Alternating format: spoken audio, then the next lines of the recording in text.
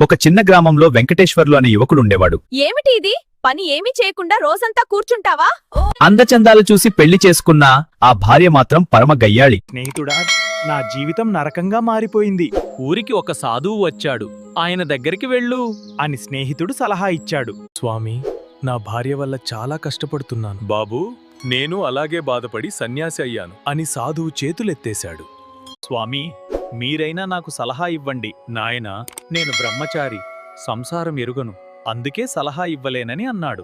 స్వామి, మీరైనా నాకు సలహా ఇవ్వండి. నాయనా, నేను బ్రహ్మచారి, సంసారం ఎరుగను, అందుకే సలహా ఇవ్వలేనని అన్నాడు. వెంకటేశ్వర్లు నిరాశగా ఒక పాడుబడిన ఇంటి దగ్గర కూర్చున్నాడు. నాయనా, నీకు ఏమైంది? అయ్యో, నువ్వెవరు? నేను గయ్యాళి భార్యతో వేగలేక ఆత్మహత్య చేసుకున్నాను. ఇప్పటికీ ఆమె నా వెంట పడుతుందేమో అని భయపడుతున్నాను. అది విని వెంకటేశ్వర్లు భయంతో అక్కడి నుంచి పరుగు తీశాడు. గయ్యాళి భార్య కష్టాలకు సాధువుల దగ్గరైనా బ్రహ్మచారుల దగ్గరైనా చివరికి దయ్యాల దగ్గర కూడా పరిష్కారం లేదు.